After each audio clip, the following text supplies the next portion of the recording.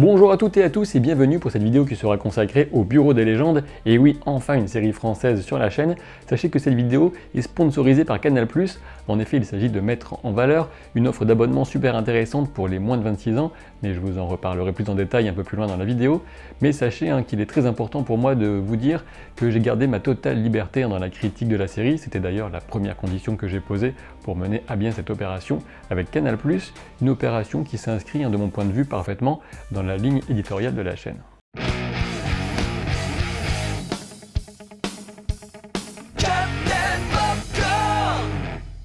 Si j'ai choisi de commencer par Le Bureau des légendes pour la première série française que je vais véritablement aborder en détail sur la chaîne, ce n'est pas par hasard, c'est tout simplement parce que cette série le mérite largement.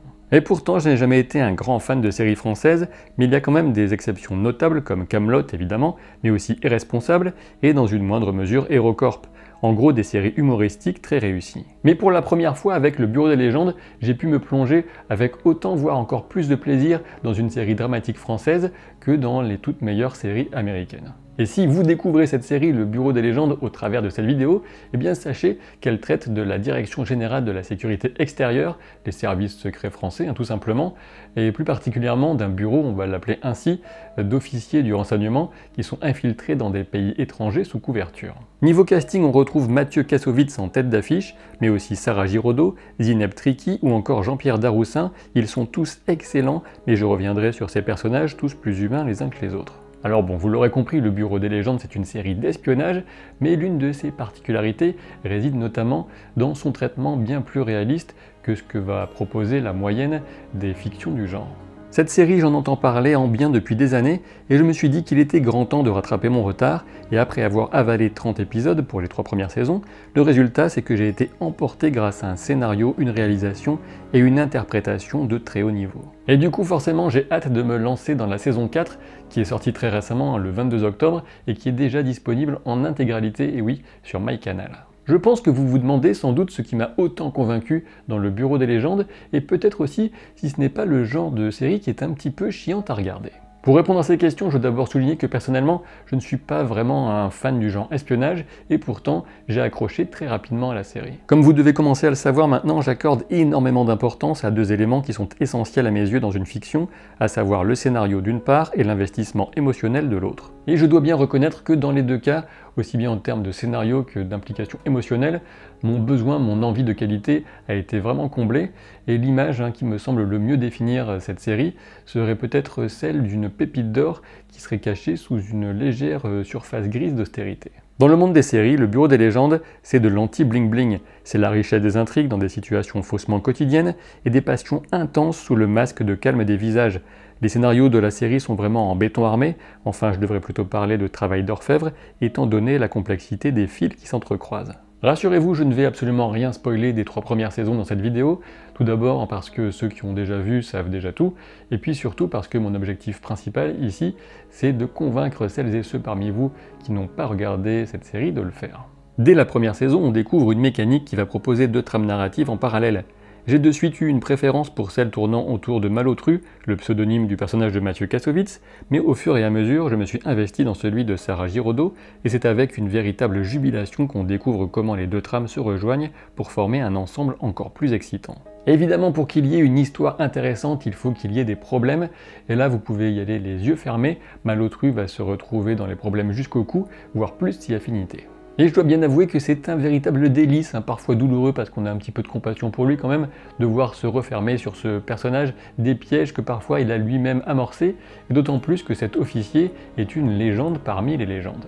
Mais pourquoi je parle de légende au fait? Eh bien c'est justement le moment de vous expliquer ce titre, Le Bureau des légendes, un titre à la fois mystérieux et assez accrocheur qui, de mon point de vue, résume plutôt bien la dynamique de cette série qui va proposer la gestion de façon presque ordinaire et bureaucratique de situations totalement extraordinaires. Et sinon, plus concrètement, la légende, c'est la couverture d'un officier infiltré. C'est toute la fausse identité qu'il doit tenir coûte que coûte pour ne jamais compromettre non seulement lui-même et sa mission, mais surtout la boîte, c'est-à-dire le service de renseignement dans son ensemble, dans lequel la loyauté est la première des valeurs mises en avant. Et pour la petite histoire, tous ces porteurs de légendes, tous ces clandestins, au nombre de 9 pour la France, en tout cas dans la série, eh bien ils portent des pseudonymes, des noms de code qui sont tous tirés des insultes du capitaine Haddock de Tintin. Et du coup, quand vous apprenez que le patron du service de renseignement français s'est appelé Moule à Gaufre, déjà rien que pour ça, j'ai envie de crier au génie.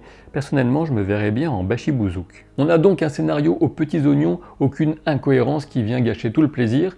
Je vous le dis, c'est de la véritable horlogerie suisse. Je vais maintenant en venir à la question centrale des émotions, mais justement j'en profite pour vous parler un peu plus en détail de l'offre d'abonnement à Canal+ pour les moins de 26 ans, comme promis en introduction. Et ce qui me plaît personnellement sur Canal+, c'est à la fois la diversité de la programmation et évidemment l'accès exclusif à certains contenus.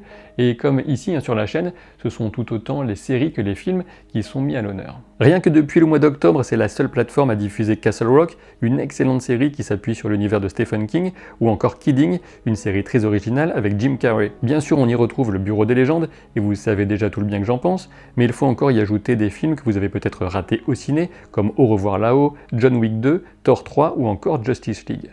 Et c'est sans parler du sport avec évidemment le foot, même si personnellement c'est surtout la boxe qui m'intéresse, et tout ça pour moins de 10 € avec 2 streams possibles en simultané, sans engagement. Objectivement, je trouve que c'est plutôt intéressant, et si on pense même à l'idée de se mettre d'accord avec un pote, eh bien ça devient limite abusé, d'autant plus que vous avez un mois gratuit pour tester. J'en reviens au Bureau des légendes et à mon second ingrédient essentiel, à savoir l'implication émotionnelle, celle sans laquelle la plus merveilleuse des mécaniques ne trouverait pas ce petit supplément d'âme qui fait les grands films et les grandes séries. Alors oui, évidemment, vu tout le bien que j'en dis depuis le début, j'ai trouvé cette implication émotionnelle dans la série, et c'est d'ailleurs sans doute ce qui m'a le plus agréablement surpris. Non seulement les personnages sont attachants dans leur humanité, avec sa noblesse comme ses bassesses, mais surtout il y a l'histoire poignante entre Guillaume, Malotru si vous préférez, et Nadia El Mansour, interprétée par la super classe Zineb Triki. Et d'ailleurs, quand j'ai fait, comme tout le monde, une recherche internet sur le casting de la série, j'ai été très surpris de voir que Zineb Triki n'était pas davantage mise en avant,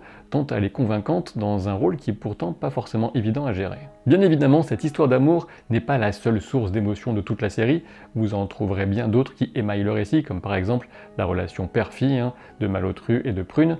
Et puis je pense que vous retrouverez comme moi à enchaîner les épisodes dans l'urgence de savoir ce qui va arriver à tel ou tel personnage. Au passage, puisque je parle d'émotion, il faut quand même dire du bien de la bande originale de la série, discrète, subtile, entêtante, elle est vraiment réussie. Dans les deux cas, scénario comme émotion, le tout repose aussi énormément sur les seconds rôles de la série, tous plus excellents les uns que les autres. Je pourrais m'arrêter sur tous ou presque, mais là j'ai envie de choisir Henri Duflo, qui est incarné par un Jean-Pierre Daroussin au top de sa forme. Apparemment, les cravates flashy et de mauvais goût portées par le personnage ont été inspirées par ces petits détails qu'Éric Rochant, le showrunner, et son équipe ont pu retenir de leur rencontre avec les gens de la véritable DGSE. Ces cravates si particulières ne sont qu'un petit détail dans le foisonnement d'humanité qui ressort de ce sous-directeur sous pression qui fait office de figure paternelle pour l'ensemble du service. Un sens du détail qui participe évidemment aux quelques richesses cachées du Bureau des légendes, comme par exemple lorsqu'Henri Duflo va manger un hamburger à la cantine le lendemain d'avoir déclaré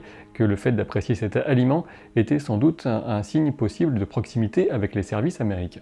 Bon oui, je reconnais qu'hors contexte c'est vraiment un exemple à la con, mais rassurez-vous, ce sens de la précision, on le retrouve dans les intrigues qui comptent. Dans un autre registre, on a Artus par exemple qui rejoint le casting en saison 3 avec un personnage qui apporte une forme de légèreté qui fonctionne d'autant mieux dans un contexte ultra tendu et sérieux. Ce scénario de haut vol d'un côté et ses émotions bien présentes de l'autre sont d'autant plus appréciables que la série parvient à s'inscrire dans une forme de réalisme mais qui ne concède jamais rien à la puissance dramatique. Et d'ailleurs, si vous souhaitez aller plus loin sur la question du réalisme de la série, il existe déjà une vidéo intéressante que lui a consacrée la chaîne Talks with a Spy. Concernant les faiblesses de la série, je dois bien avouer que je n'en ai quasiment pas trouvé, mais je suppose que certains pourraient lui reprocher un manque éventuel au niveau des fameuses scènes d'action qui sont très chères au cœur de certains spectateurs. Alors bon, effectivement, le Bureau des légendes ce n'est pas Banshee, mais on peut dire que la saison 2 propose déjà une nette ouverture avec davantage de scènes d'extérieur à l'étranger et plus seulement à Paris. D'ailleurs, ces passages, notamment situés au Moyen-Orient, sont mis en valeur par une excellente photographie. Pour ce qui est du manque d'action, je pense qu'au contraire, la rareté de ces scènes s'inscrit dans la cohérence du scénario, et en conséquence, lorsque la violence survient, son impact s'en trouve décuplé. Je pense que vous l'aurez compris, je vous recommande très sincèrement Le Bureau des légendes qui fait partie de mes gros coups de cœur dans les quelques découvertes séries que j'ai pu faire au cours des derniers mois. Et comme j'ai eu l'occasion de le dire dans une très récente interview, eh bien il ne faut pas sous-estimer la création française en termes de séries.